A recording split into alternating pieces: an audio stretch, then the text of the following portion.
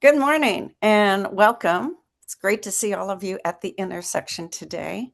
It's a really beautiful, sunshiny, a little bit frisky side today, but I don't think any of us mind the little bit of cool this morning. It'd be a great morning. I haven't had a chance, but a great morning to take a walk. So I might think about doing that. Um, it's good to see all of you. Some faces I haven't seen for a bit.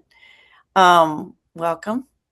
I'm wondering if we have any announcements that we want to spend a little time sharing so more people can get into the intersection. The one that I want to note and have everyone put on their calendar, and we'll be sending this out today. But Sacred, as you know, has been powering at the intersection for quite some time, but now is really taking a community lead role in powering it forward during this interim time. I hope still interim with the city shift. Um, anyway, their first official, Sacred's first official action lab, which is a new way of talking about coming together. They've done symposiums over these years and convenings, but these will be similar, but very intentionally looking at taking action on whatever we're also learning about, both individually as well as a community. The one in January is Thursday, January 15th. So you might want to go ahead and just jot that down and put it into your calendar. Again, we'll be sending that out yet today. Thursday, January 15th. Easy to remember, 9 to noon. And it's going to be at the Region 20 offices, and the address will be in the information. The doors are open like 8:30, and there will be refreshments.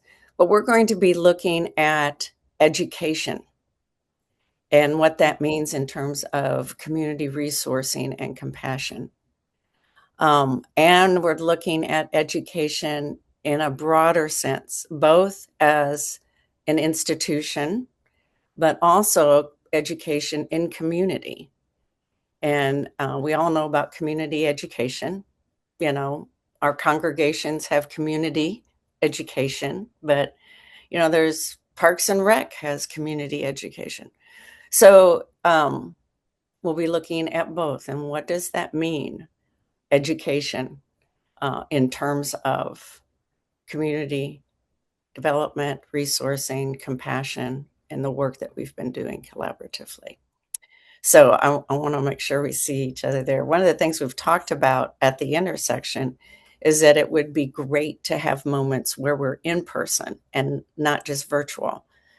So part of the plan is that we're going to keep on doing the intersection virtually and doing both community concerns, but very informative work, innovative work. The last couple of weeks, we've looked and listened to the younger voice and what are those real questions that we need to be looking at, as well as last week we looked at, I think, some real innovation that came out of some development with adults who are 60 and beyond. And so they've developed a curriculum for high school students, getting to know more about community and nonprofits. And then the high school students become consultants to the nonprofits. Very innovative work. And so that's going to be coming our direction as well. So it seemed like a good time to bring in a little bit different look as well. And so we're going to be hearing from Paul, but I'm wondering if there are any more announcements that we'd like to share, people would like to share, and then we'll get started. I do, and it's Peter Onofre. Yay! Hello, everyone. Peter Good to Onofre. see you, Peter. Hello, Peter. It's great to be here.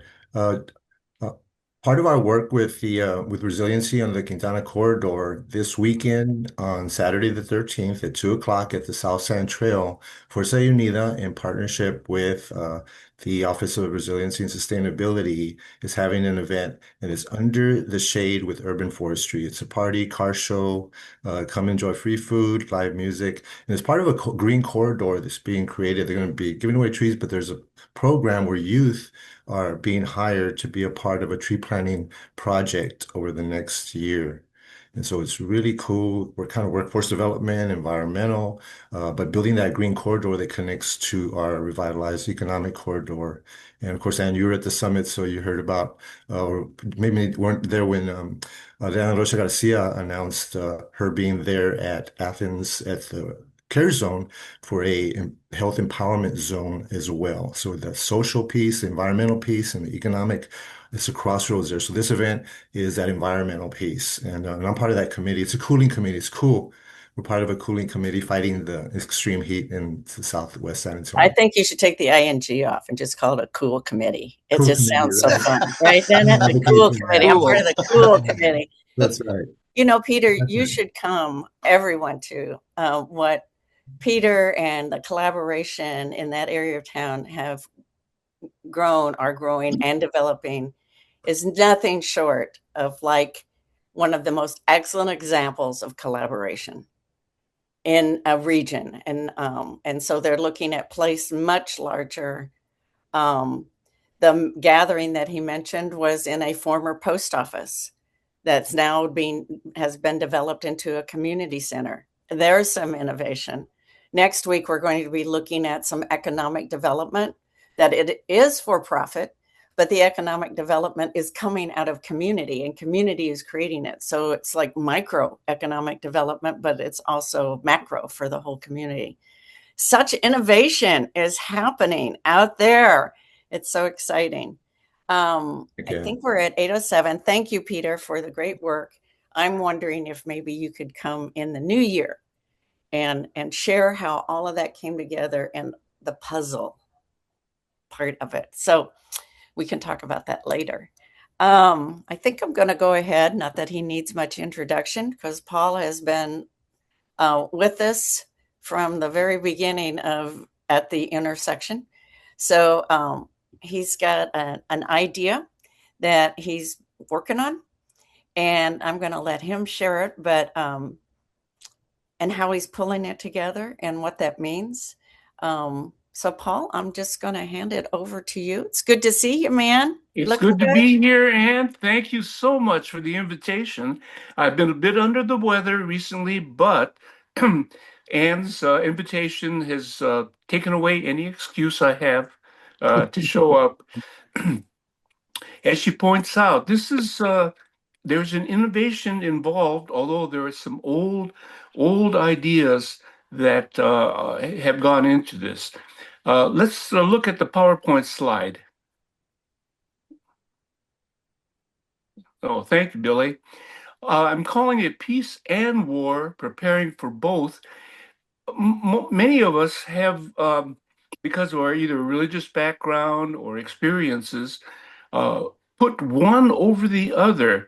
And here is an attempt to uh, truly balance the two out.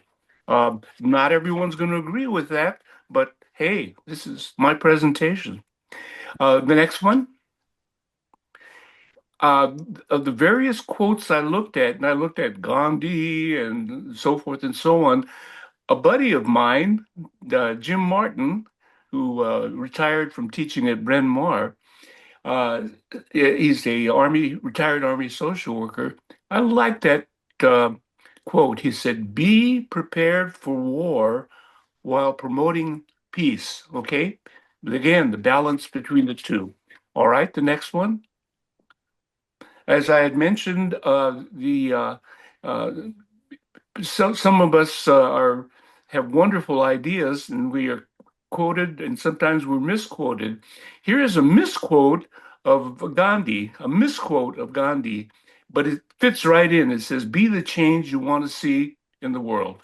And thank you for Joseph Ranseth for uh, learning that someone else had said that. The next one. We must, of course, build on our own experiences, positive and negative. And so this gives you a little bit of background on mine and why perhaps I've come to some of these ideas. I was an undergraduate at University of California at Berkeley, and it was during the period of the anti-Vietnam War and the free speech movement. Many of my friends were involved with both. And I was there for 4 years, and even though the free speech movement was during my senior year, I was on a advisory committee to the hospital there on campus. So that, was my inclination from the very beginning. After graduating from Berkeley, was a Vista volunteer. You remember those Vista volunteers? They used to call them the Domestic Peace Corps. And the first year was in Florida. Usually people are just there for 1 year, but I was there for two. The first year was in Florida at a farm labor center, and it was fascinating because all these folks used to be migrants, and you can imagine the shackles that they lived in. It was just horrible, and the health and so forth issues. Our volunteer project, Vista project, was in renovating a daycare center into something that the kiddos could use and the parents could use as well. When I decided to stay in the second year, I accepted an invitation to go to West Virginia, and I worked as a social work assistant in the largest state mental hospital there. One of the other pluses is that one of the other Vista volunteers and I decided to get married, and we were married for 46 years. After leaving West Virginia, I became an Army social worker, uh, and I was in the Army for over 20 years. Wonderful assignments, largely research and the some clinical work at Walter Reed, but mainly research. And my one overseas assignment was in Tehran, Iran, when it was quiet and welcoming, and it was my successor's successor who had to run for his life. When we got back to the States and quote unquote retired, I took on full-time jobs as an SAPD program manager. I set up the crisis response teams, and then I ended up at Camp as the CEO. Next slide. Oh, by the way, those of you who know Camp is on the Guadalupe, and fortunately, they were not in session during the recent flood, and all the buildings wisely were built up on a hill. So they didn't, all they lost was some recreation equipment down by the dock there. Okay, missionary service. Oh, peace missionary. Yeah, here's what defining as missionary service. It includes Peace Corps, AmeriCorps, and other missions to the poor. Many religious denominations have decades and centuries of experience, the Latter-day Saints, Roman Catholics, and others as well. The service I'm looking at is mandatory service and called so-called universal draft that begins when you're aged 18 to 21. Now, 18 to 21 is when you start. There may be reasons why you would want to delay it and not just start, at 18 years and 2 months. And here's the other thing as well. At all stages, at all stages, you can choose between military and peace options. Okay. Now that again, you have to sort of figure that one out. There's some people who are going to start the basic training, knowing that they're going to do military all the way, and there'll be others who will do peace all the way. You probably have to design those programs a bit different. You will have a third one where they haven't decided yet, so they're essentially preparing for both. And it gives them the option. So by the time they graduate, they can make that choice. Next. Uh, in order to try to implement this, I decided what in the world would be the way at this point, so that it doesn't go on forever and ever, ever. What could happen in the next 2, 3, 4 years, and who can make it happen? And uh, looking at the fact that our president would really like to have a Nobel Peace Prize, uh, and he's trying to get that done by uh, doing treaties between leaders of hostile countries. But leaders do not always keep their promises, as he's finding out. So I'm giving him another alternative. This is only you, I say to him, can institute an American universal draft. This is in my letter that arrived on the 18th. And that's the one that offers a choice between military service and peace missionary service. Next. What I had mentioned about the basic training and especially for those who haven't decided, this is an opportunity to be evaluated for health and emotional fitness, optimizing their physical conditioning, and determining their job qualifications. And the other part, which I think any federal government needs to keep in mind, is that you're planning to have plenty of folks for both, but you don't know what's going to happen. So you do ask the trainees to commit to the fact that where they're going to be meeting the needs of both services. In other words, uh, uh, there's not going to be people are not going to be forced. Well, how do I put it? Hopefully, their choices will be honored, but again, the needs of the service do uh, over uh, are to be kept in mind. Next, the facilities. I mean, here in San Antonio, we have all these the former bases and half-closed bases, and some that are functioning and so forth. So I imagine that there are going to be military and former bases that can be modified to accommodate this uh, training for peace and war. Next. So the universal draft then fulfills the needs of all branches, the military services at all levels. That I thought was the real strong argument that I was making to the president or anyone else who hears. It gives all Americans the chance to serve both in the United States and in other countries, and it provides a permanent strategy to promote peace. Next. So who are these people who can, we know the trainers for the military folks, the sergeants and so forth, who bark orders and get you going. But who are going to be the trainers for the military, the peace missionary curriculum? Well, former Peace Corps and AmeriCorps volunteers certainly would qualify. Former religious missionaries who are able to um, uh, re, regard their teaching as not only missionary work for their own religion, but a more broader view of missionary work. And of course, social workers and other human service supervisors had plenty of experience in this area. Next. So I decided that, okay, Paul, this was you think it's a good idea, but is there anyone else who does? And I came up with about a dozen people with whom I'm in frequent contact, and a few have shown up here at uh, the intersection. So I contacted and sent the material, including the letter to the president, to a group of about a dozen folks.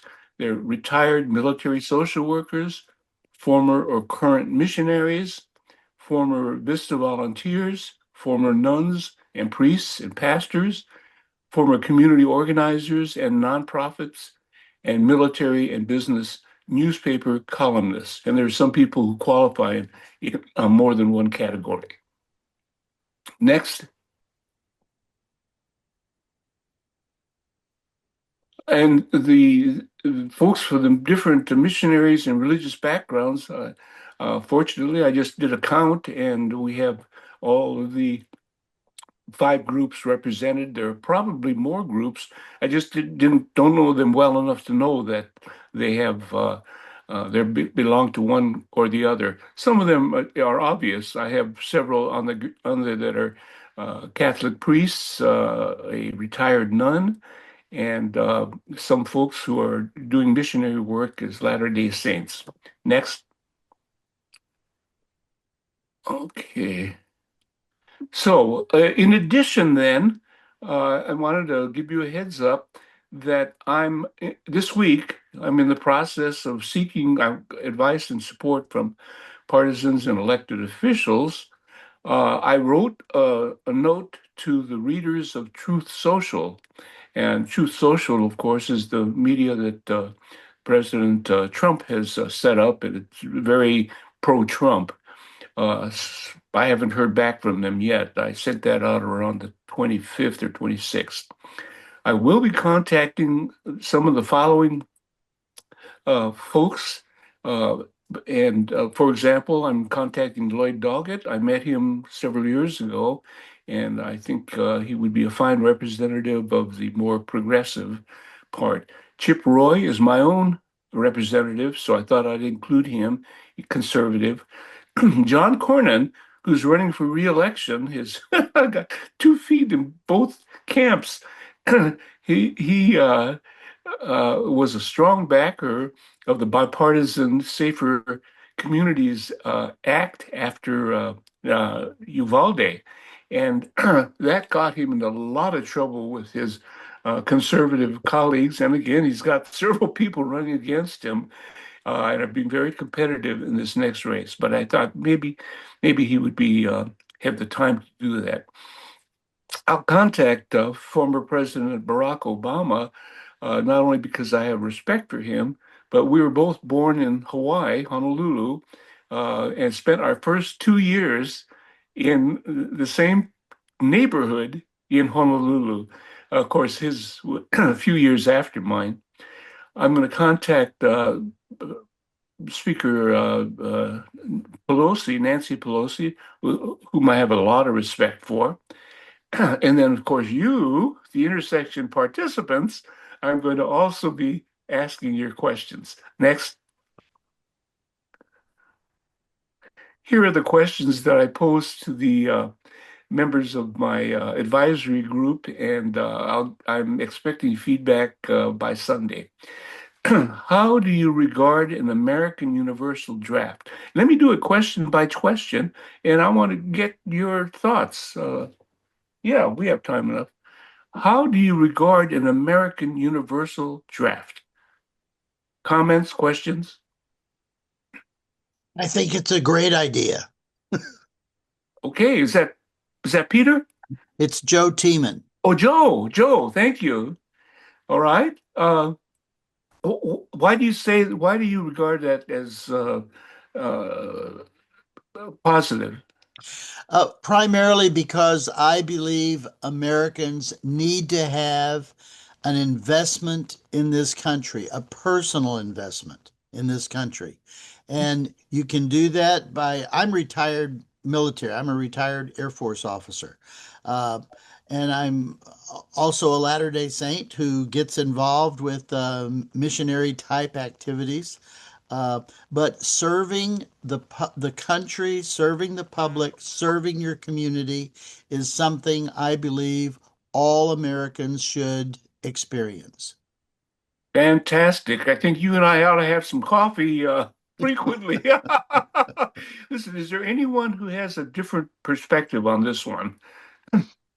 Different point of view. Okay. I don't have a different point of view, but I do totally believe I was an educator for 30 plus years in secondary education. I do believe that it's our responsibility, whether you're 15 or 95, to get individual learners to think globally by acting locally. And I think there's great power in that. I've seen that. Oh, So good job. very good. I'm doing my presentation on my iPhone, so I don't get a chance to see everyone who's on there. Would you give me your name? What? Your the name, And I'm the sorry, I correct had to one. unmute. My name is Anna Downey. Anna, okay, very Yes. good. Thank you so much. Any other questions about that one? At what stages should recruits be offered? Oh, wait, no, that was the first question. Okay, any other comments on the first question? One Okay. thing that came to mind, Paul, in our recent conversations at the intersection, I would love to hear input from people on these questions who are half our age and don't look like us, younger people. That would be a really great um, conversation, insights. What I appreciate about what you're doing is, you know, you really are looking, and I hesitate to use the term even from both sides because we are in such a polarized time, but how you're really working hard at, you know, both sides now. Yes. And what I also appreciate, I don't know if anyone else felt it, but I did, but you were teaching us this morning too about, how our lives bring us to where we are. We got that through your story, how that informs what we do today and what that does into the future. But also, in the people that you're talking to. This was very much not just information on something that you're doing, but it really was for me education about how we can, as humans and people who care for the world, um, can be intentionally stretching ourselves and moving in a different way. So I'm not closing out. I just want to say thank you for that. This was just as much a presentation on how we do this as a person. Mhm. We move forward. So I will say no more. Oh, Anyone and have any comments that's about the first question? Uh, yeah, that's exactly what my motives are. And as I get older, and I realize that every day is precious, that becomes more and more apparent that I need to draw upon my experiences, positive and negative, in order to, progress, taking the next step. So thank you. Yeah. Next, the question, at what stages should recruits be offered options for military and peace missions? If you have any thoughts about that, I gave you one scenario where some folks can go to one or the other, or if they're in the middle and haven't made up their minds, there's special training and basic training for that. Any other thoughts about that, though? I have some thoughts on the first question. Oh, please. Um, Who the is it? Who is this speaking? This is Arthur. Can you see Arthur? me, Oh, Arthur Arthur. Dodd? Yes, Yeah. Arthur. No, yeah. I want to say that I've been curious about this issue of probability for years because the WPA was an option for public service and public involvement, and the CCC. And I have actually had clients in my social work experience, about five, who actually were in those projects. Um, I I've looked at some of the pros and cons and the discussions. There are many prominent leaders in this country who have been for a universal draft. There have been some who were opposed, and they said that they were concerned about the militarization of the country. I don't know that I completely agree with them, but I did listen to them very carefully.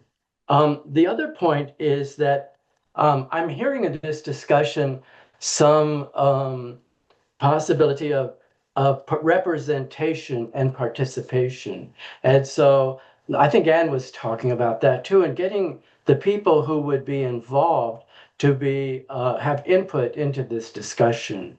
to have a buy-in, let's say, and maybe even to have a variation. Maybe there's different options that we haven't considered as possibilities. Um, and then the third thing is about the polarization that Anne mentioned, and the trust level, of because this at this time, remember last week there was that input about the young people being involved in, and the question was, let's see. Um, Oh, remember they had an interview. They had a question about loneliness in the beginning, and they said that the youth were asked about loneliness because the presumption was that the population most lonely was the elderly. And then it was presented last week that the youth exceed that. And at one point, this makes them vulnerable, because it makes them vulnerable to options for action. And I think we need to be very careful and empower them by involving them. And the point regarding that is the polarization.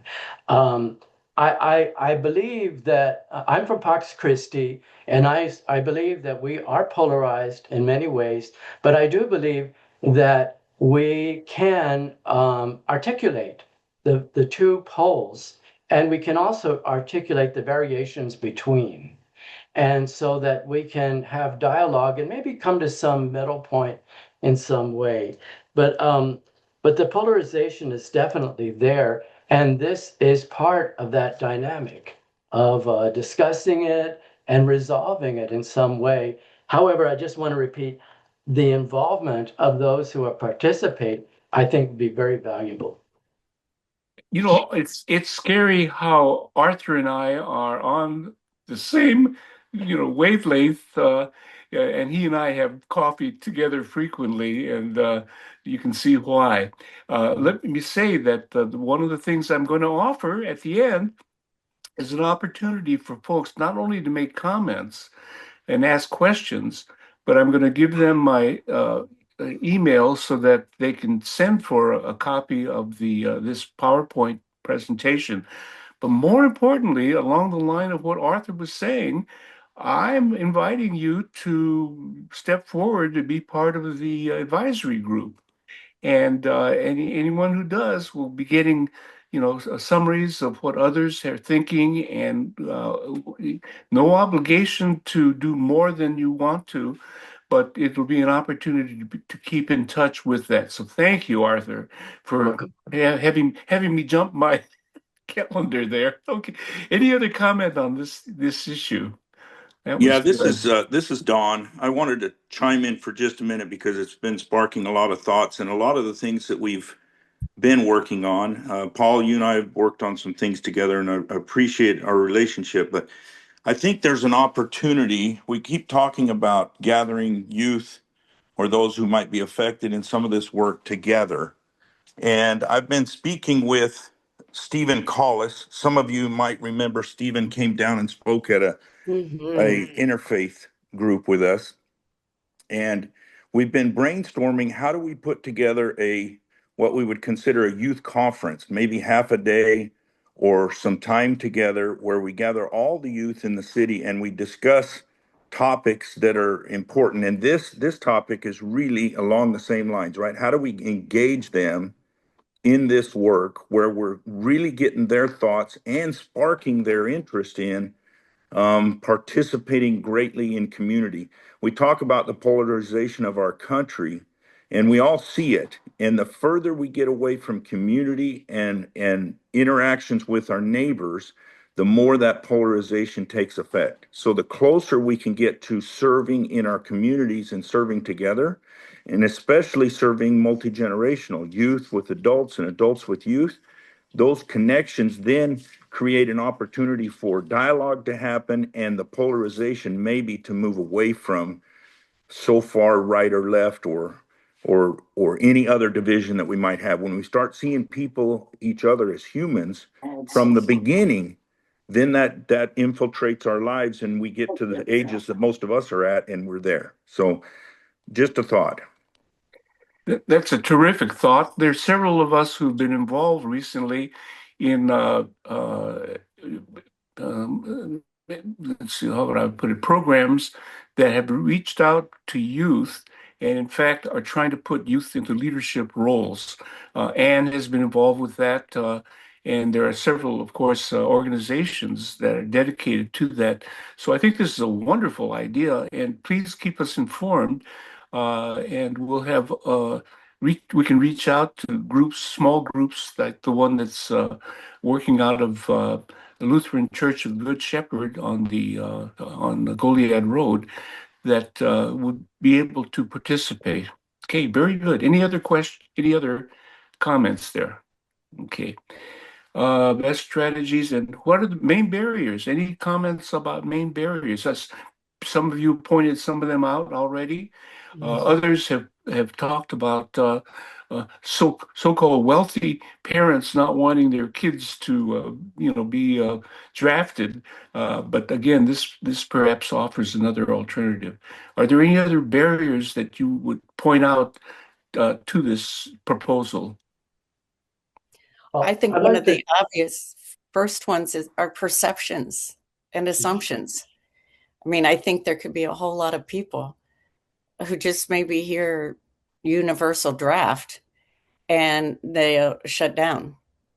I mean, like, or people who are more in the peace camp, and I'll just use that because I'm more there, and that's so I can talk that way. But more in the peace camp, and they see peace and war, and they may not enter the conversation any further just because of their perceptions, which are all based right on our lives and history, and um, it's true of any kind of conversation, right? Our perceptions can stop us from opening our ears and hearts to simply explore, if nothing else, you know. I Absolutely. would like to say that I think that this may have secondary benefits, like, for instance, the discussion about the environment and nuclear. This could give some listening opportunities for us all to have a premise of listening in the beginning. And at the same time, there might be a little bit of, as I spoke about the poles and about the what's in between, it could be an opportunity to have some very clear articulations about the polls and the issues. And I think all of our issues about the environment, granted that we do listen to one another, that could be a definite byproduct of this project.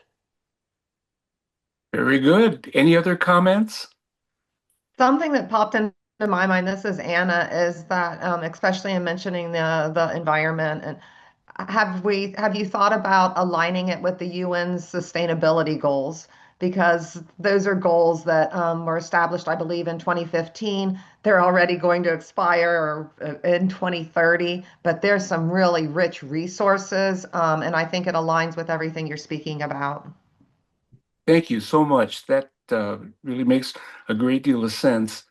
And like so many projects and proposals, many of them have expiration dates, and unless folks are really committed to continuing them, then all the previous work then is for naught.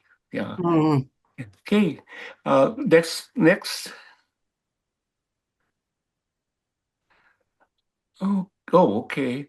Yeah, as you think about this project, think about persons of influence in your own profession, persons of influence in your workforce. These are people who, again, you can inform about the project and you can put them in touch with me. Persons of influence among your elected officials.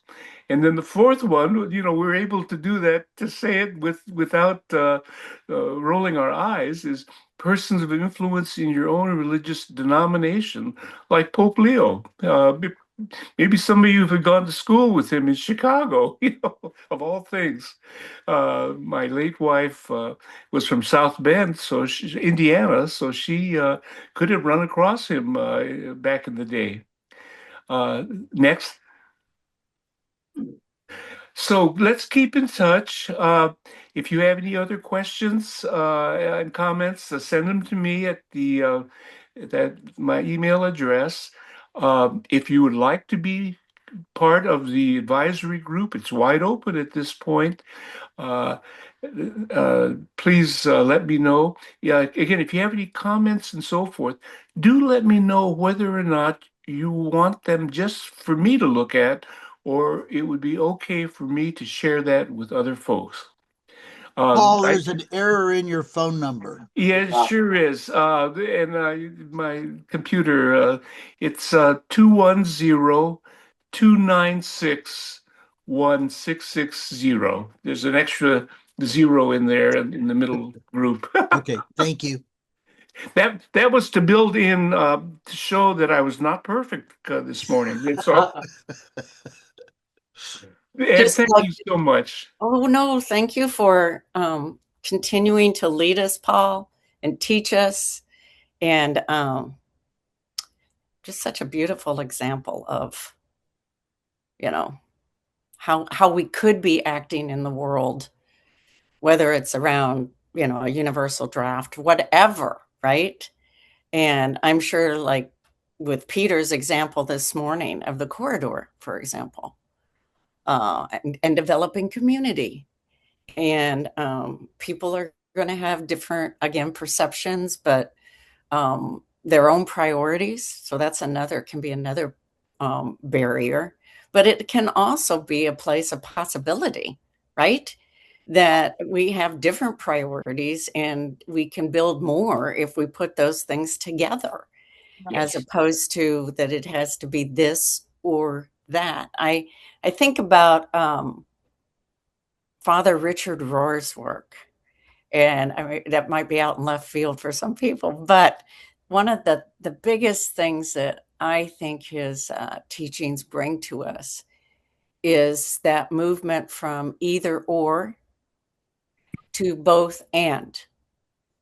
I mean, it sounds so simple and basic when you just say it out loud like that, right? But how we tend to, as humans, kind of work in that either or. And when we look too at polarization, it's an either or equation, right? But he speaks about healing and wholeness and transformation, that it's a both and equation, whatever that means, right? It's when you're coming into discernment, do I do this or do I do that? Do we base it on this or do we base it on that? And he would say it's both. Hmm. Whatever you're like looking at, how is it both? And what do those things say to each other, right? And what can we learn? It's so fascinating. I didn't get to talk about it last week, but when we had the innovation example last week, give five, Greg talked about a win-win-win-win situation, that we live in kind of a win or lose culture, right? A fight or flight culture. And I know that in San Antonio, especially in the Peace Center, we've always talked about a win-3 proposition equation, and it can take longer when you start doing that both and, but it can get you to where you want to go in the long run sooner than if we keep doing that. I win and I have to win and you, in a sense, have to lose. Instead, how do we work together? And it doesn't even necessarily mean um, losing things. It means more about how can we come together so that we can both win and the world wins. Like it makes a better world at the same time. That that takes more time and more commitment. But Richard also talks about the greatest form of transformation and intimacy, which I think he is a very interesting word that he used there. The greatest possibility of transformation and intimacy is if you walk straight into the thing that you fear, the person who's different than you, when you walk straight into the idea that you might not like, it can change you, and you can meet the human in others, and then of course experience more love. But it's a bit countercultural, right? So Paul, it was just great this morning. I know you have a doctor's appointment. I do. Let me mention one thing, because I hadn't mentioned it to you before. I receive Father Richard Rohr's daily meditation, and it's the last thing I read at night before I turn out the lights. So we're on the same wavelength there. Thank you so much. I should try to get him to do an intersection. I know he doesn't travel anymore. I'm sure he travels some, but he does not travel for like this kind of thing. I mean, the boy grew up in Kansas, so I'm sure he needs to go see Kansas people every once in a while, right? But I know he doesn't travel for his work in the world anymore. So we'll see if we can do that. That would be worth it. So thank you all for being here this morning. Next week, Penny Owens is going to be with us, and working from grassroots and in the community, some economic development, some real excitement. So I'm really enjoying this kind of exploration of innovation and things that are going out there, and just, people are working it, and it's so exciting. So have great weekends. Get out for a walk if you can. The vitamin D will do you good, right? And I'm talking to myself mostly, just so you know. And we'll see you next week at the intersection. Take care, all. Mark your calendars for January 15th. Would love to see you in person, Randy.